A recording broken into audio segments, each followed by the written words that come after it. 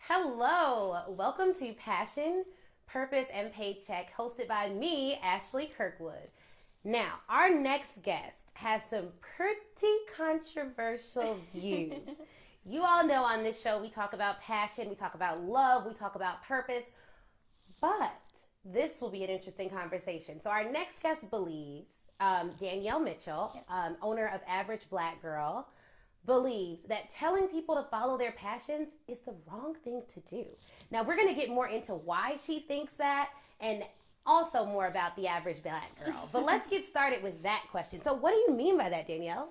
So I am for mixing your passion or your purpose with what you're good at. Yeah. And because all the time your passion may not make you money. Yeah. And I'm all about making money. I feel like that is how you are able to give back and actually make a footprint in the world. People, for instance, are looking at the hurricane that hit Puerto Rico, and where's the government at? But who is sending planes and stuff? Fat Joe. How can he do that? Because he got a plane. Yeah. So it takes money to do stuff. Everybody wants to help, but, you know, we're not going to sacrifice our livelihood or our house to give back to the next neighbor. Yeah. So what can you do? And this is just reality. So what can you do? Well, you can figure out a way to make money and to make money while working on your purpose or your passion. So for me, my passion was helping to help businesses and to, I guess my passion was to focus on everybody having a side hustle. Okay. And however that was going to be, I wanted people to start doing that while working for their business and or on their own. So what did I do? I decided that, you know what? I need to make money while I'm over here trying to get my name out. So what am I good at? Well, I used to work in corporate America, Coca-Cola specifically, and I got a whole bunch of my friends into that Coca-Cola. So I learned how to do resumes, interviews, all types of stuff. So the resumes is what funded my business. Yeah. I didn't just put a whole bunch of money in year after year, month after month, and just hope that finally I was going to just go viral. No, I decided I'm going to mix what I'm good at with what my passion is, and therefore I'm going to able to have my business grow organically and also not be stressed. Yes, exactly. So I do believe in what you're saying about it takes money to help people. It does. There was a study that came out that showed that African Americans specifically go into careers that help others. Social work, education, advocacy programs, but those careers, unfortunately, don't really pay well. And so what this study was showing is that even African Americans that have the capabilities to become lawyers at the highest level or doctors or engineers were choosing careers that help others. And in turn, they weren't able to build generational wealth. Right. And that was actually why we started the Kirkwood Foundation, was to get people into, to help high school students learn about STEM, learn about the highest paying positions within the STEM legal and medical field. I love it. But what do you think about that? What do you say to the person, rather, they want to do social work. They know it's not going to pay. I have a friend who believes, as African Americans that have the capability to go to college, that have the capability to make money, we have an obligation to make money, a moral obligation to make money.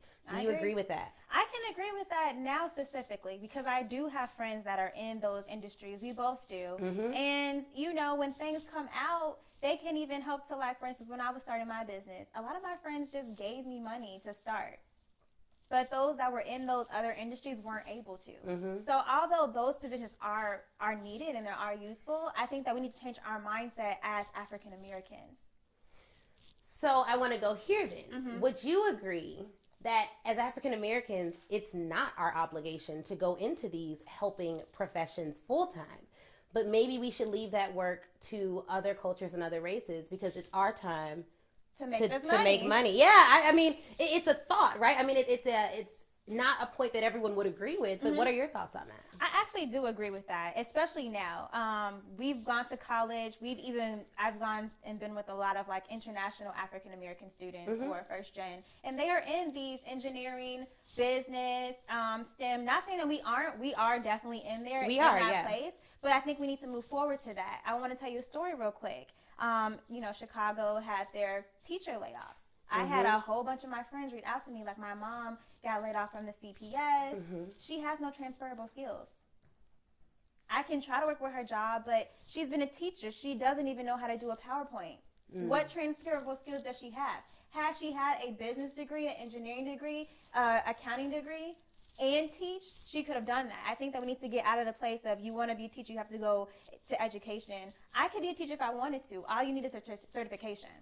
Now, I can't opine on that because I don't know enough about the process by which someone needs to go through to become a teacher. But I do think that, one, I know a lot of teachers out here in this district that make six figures. Yeah.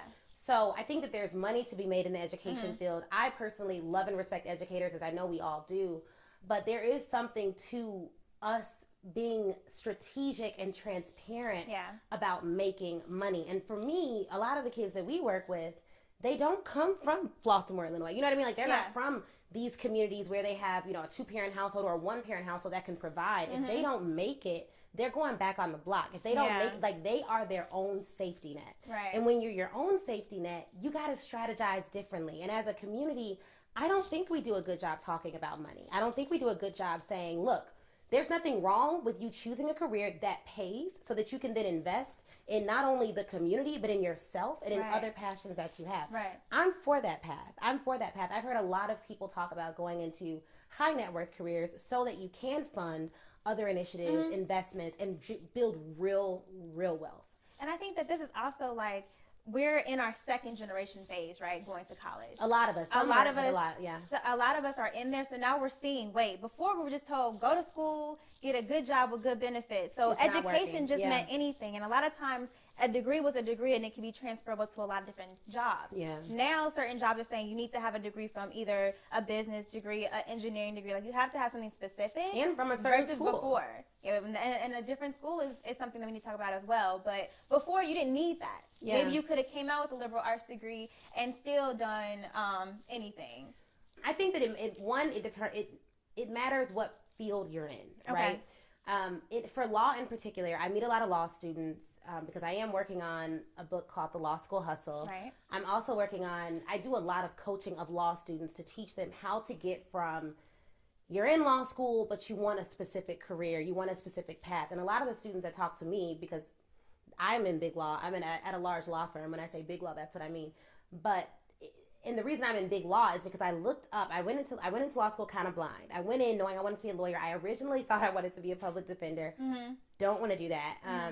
And when I started looking at the salaries of what public defenders and state's attorneys make, it was not going to be possible for me to live the life that I wanted to live and make that salary with the financial situation of myself and my husband. That just wasn't going to work. And I had to take on debt to go to law school because I didn't get good grades in undergrad. Had I gotten great grades in undergrad, and I could have done this whole thing without debt, and had I been strategic from the outset of my educational career, maybe some of the government options would have made more sense. Because it's not like you get paid something, right? But the gap at the time that I was looking at this was about $130,000. That was the salary gap. It was like route A, route B. Right. Route A, you make this. Route B, you make $130,000 more. And you can do some pro bono work to appease some of that passion you have for public service. So for me, that made sense. And I needed to make money. I'm very clear about that. Like, I need the check, period. Like, that's what I need. I can work with everything else. I can figure out how to maneuver these systems. And to be real, these white systems, I can figure out how to maneuver. Being the only black woman at a particular place, I can figure all that out. But I needed to get paid for it. And to be real, every job you work in law, I think, is going to require the similar skills in that you will work hard. You will care about your clients. You will have to give up some nights and weekends. You will have to do some of the things you don't want to do. I just wanted to do all of that, be a great lawyer, get paid, and work for a great firm. Now, when I first went to John Marshall Law School, I was pretty much told by attorneys, we won't hire you because of your law school. John Marshall at the time was not ranked highly. It was like ranked below 130. And there's like 200 law schools.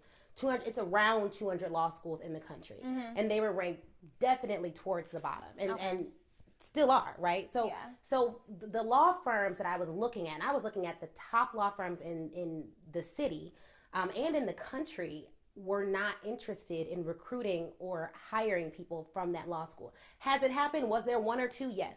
But I'm Black, number one. Yeah.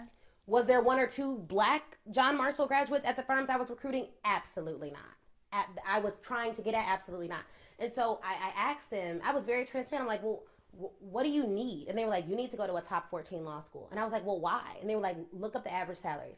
The average salary that I looked up at the time out of Northwestern was like $160,000, whereas the average salary out of my previous law school was around $60,000, both for private practice. And 60 is on the higher end. I had friends out of Marshall, capable, qualified, intelligent friends that I am no more qualified than, receiving offers of $35,000 out of law school. Wow. Couldn't be me, because I learned this information towards the beginning of my law school career, and I learned it at a time where I could implement some things so that wouldn't be me. Not that I'm too good to be that, or I just did not want that for myself.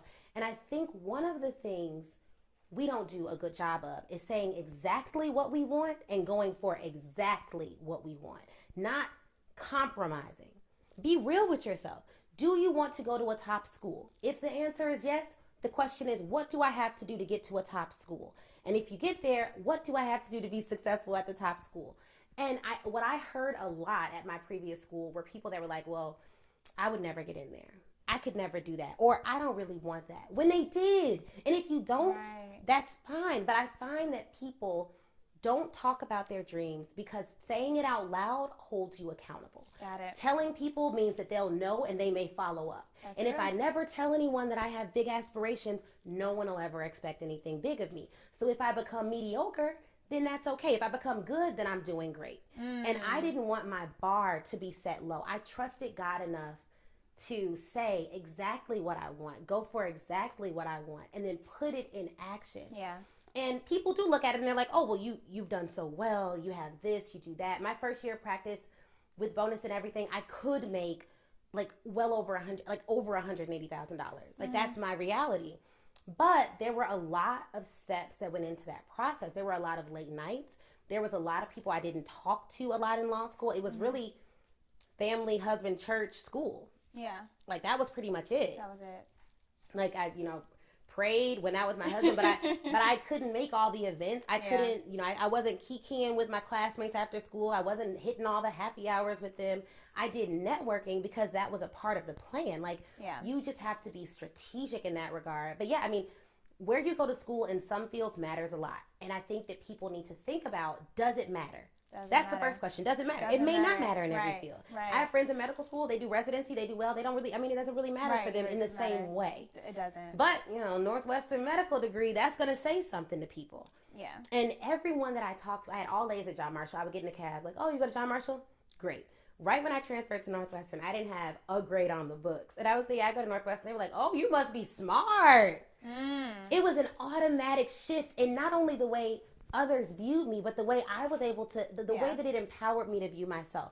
And when I opened, like my first day at Northwestern, I walked in, they were like, oh, you all don't need to take certain classes. You all are great. You all will all be successful. Make sure you stay with your classmates. They will all make it. You will be CEOs of companies.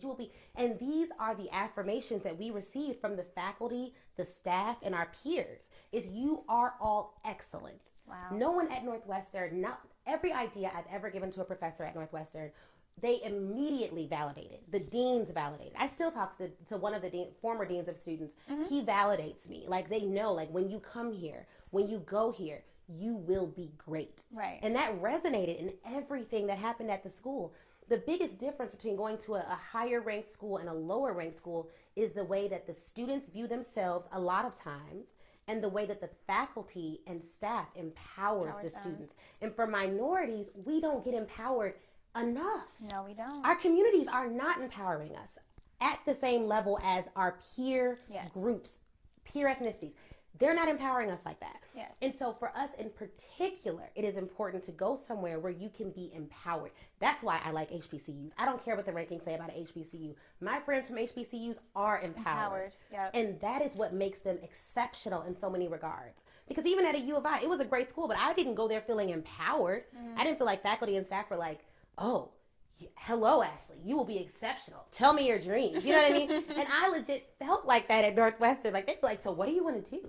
And what are your passions? And even in our nonprofit, the school is supportive. So I just think the higher ranking of the higher the school is ranked, because of all of the years of alumni that have been phenomenal and have gotten, press and publicity for being great. Going to a higher ranked school, especially as a minority, when we're already sometimes at a deficiency in that empowerment system, is very, very, very critical. Okay. That's my view on good schools. But, it doesn't matter. You got to ask yourself, doesn't matter. For me, it mattered, and it helped, and it gave me a different level of confidence in myself. Right. And my environment was so, so, so empowering. Right. Okay. I'm with it. Yeah, so that was definitely that. But sidetrack.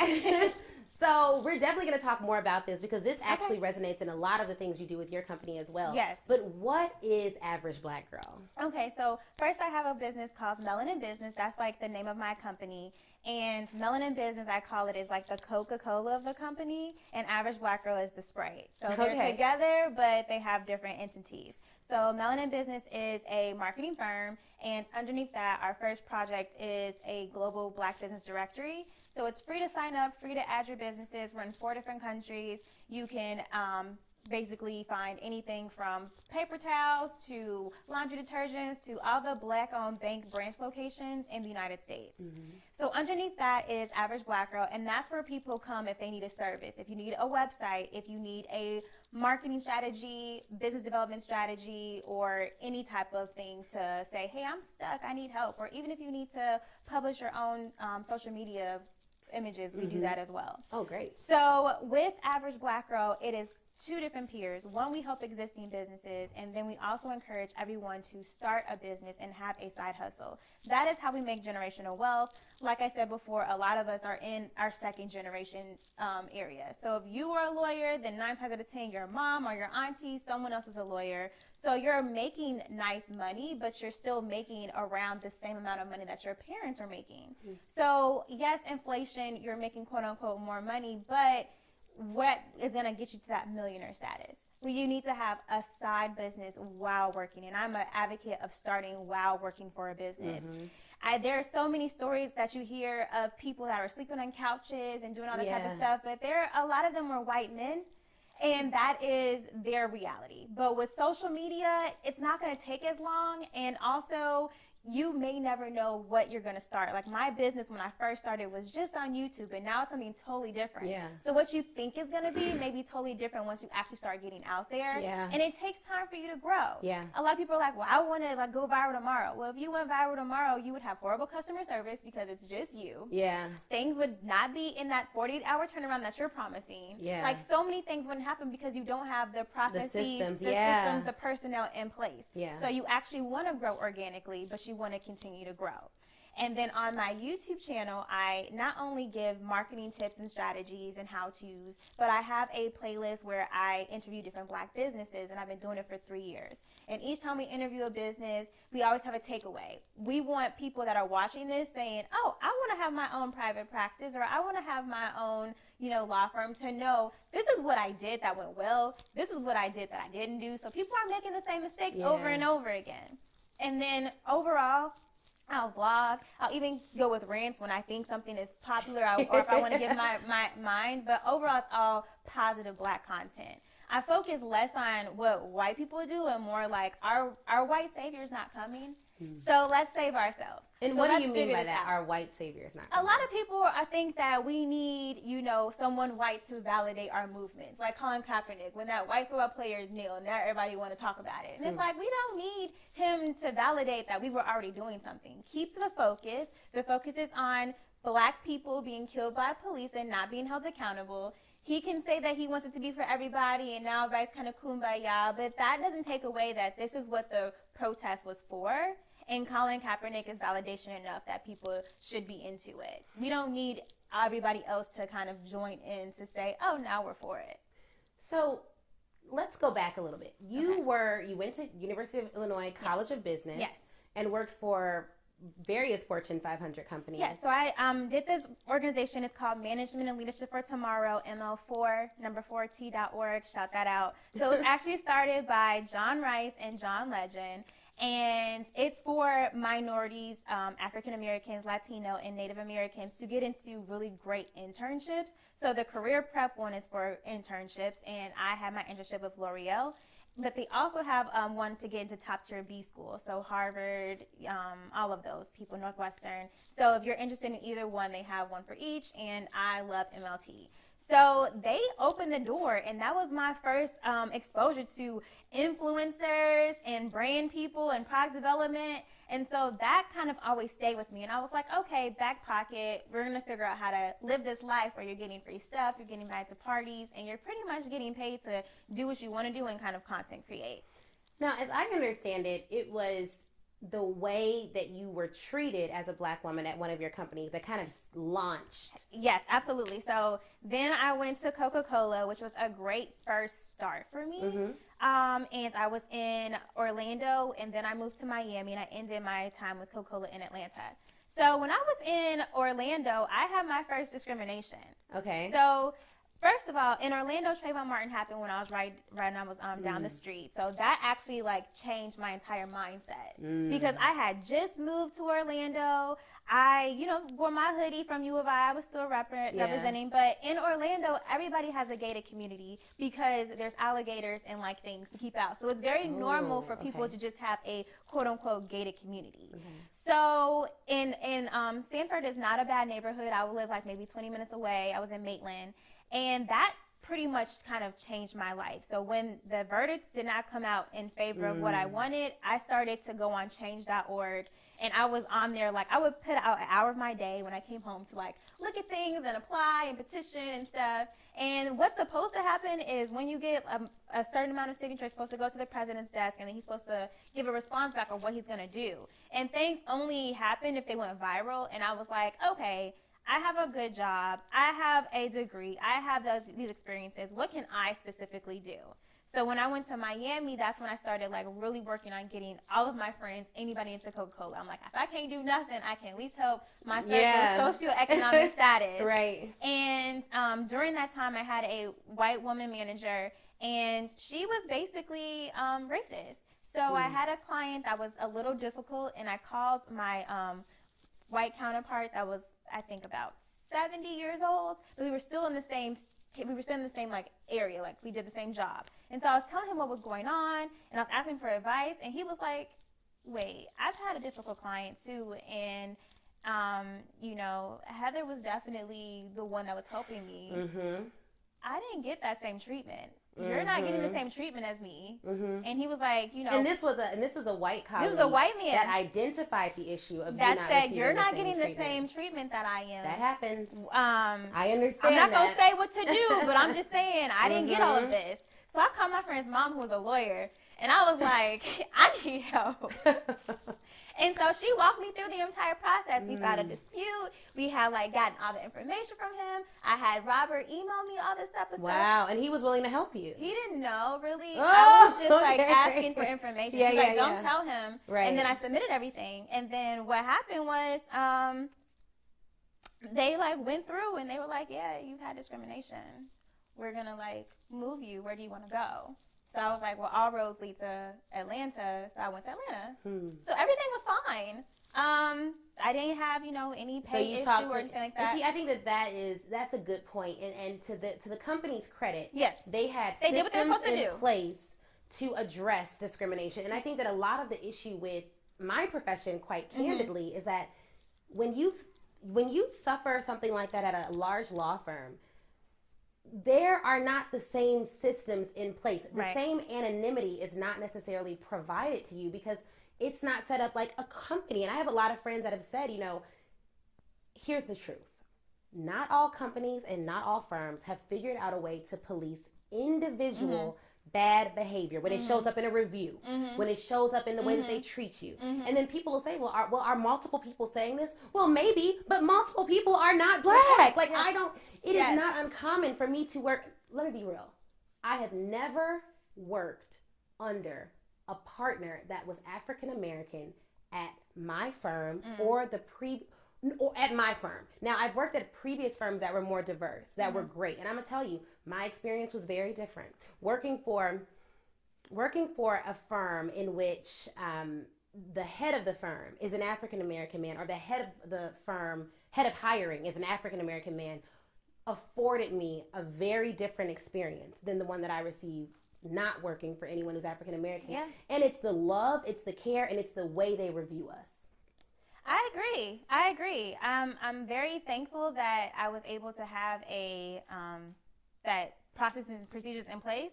However, she wasn't fired, so I felt a certain type of way, like, oh, this is like, well, you won, yeah. but whatever. Yeah. So we just moved on with our life. But ever since then, that kind of was like, okay, now I'm in Atlanta.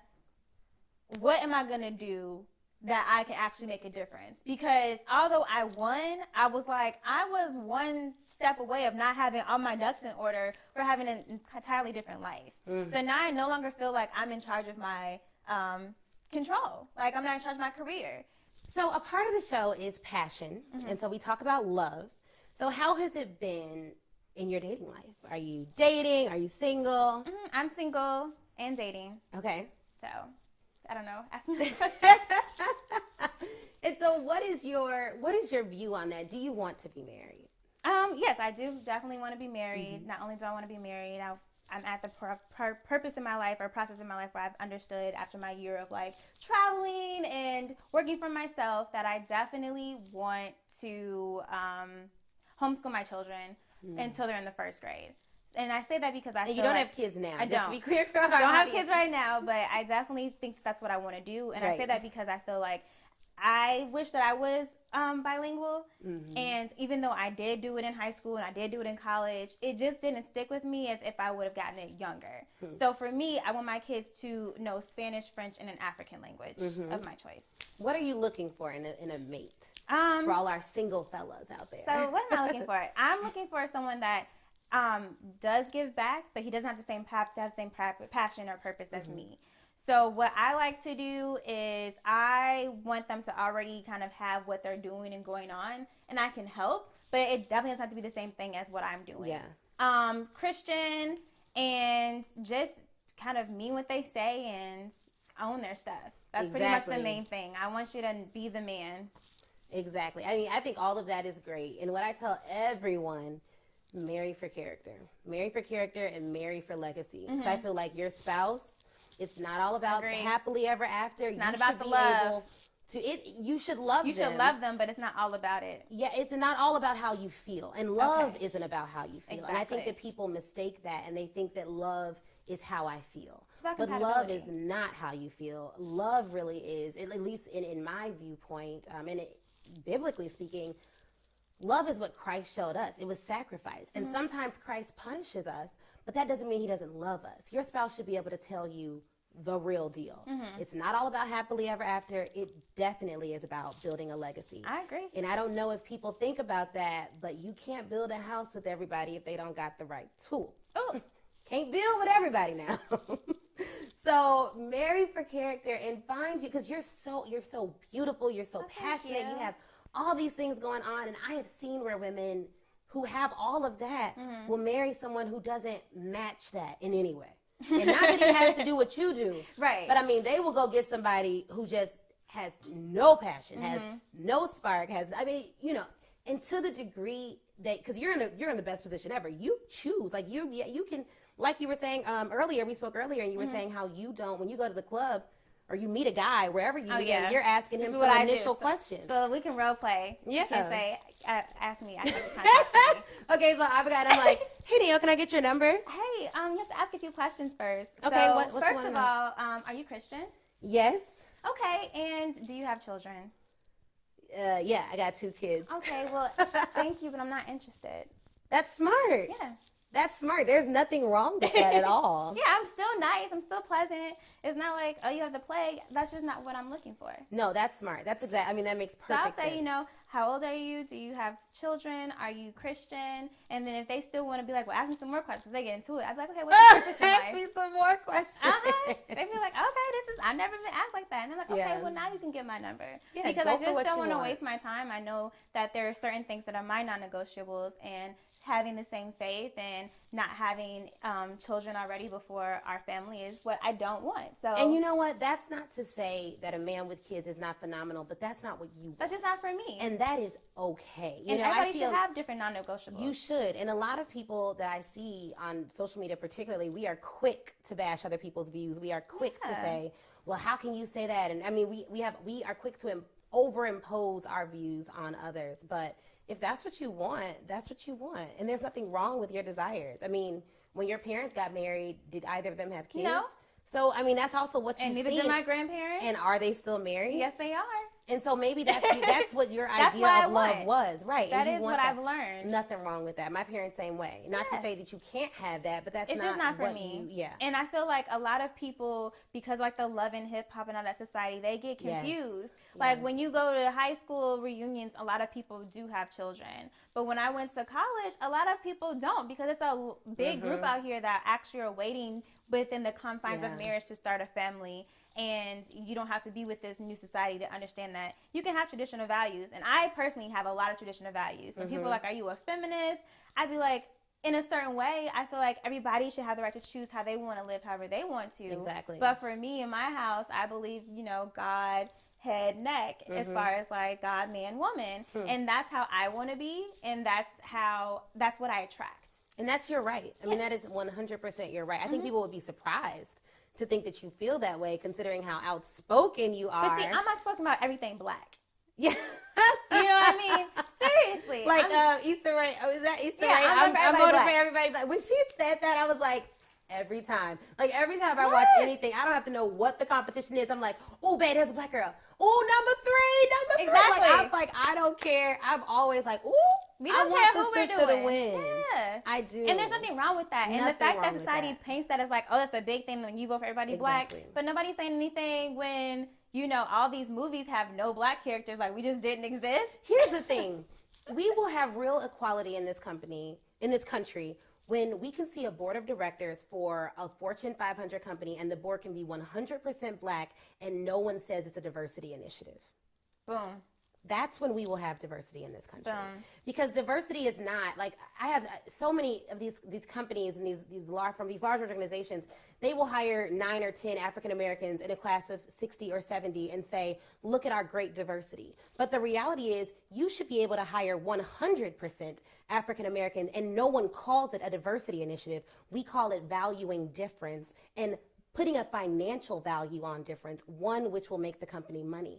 And I think firms, companies, and organizations lose a lot of money by not placing a financial value on what African Americans particularly bring to the table, the racial minorities of all sorts. I agree. And I think that also because we're becoming a more global company or global country per se, that we also need to increase our caps. How you gonna have still an 8% black quote, but you wanna now recruit from all the African countries and all the Caribbean countries. Yeah.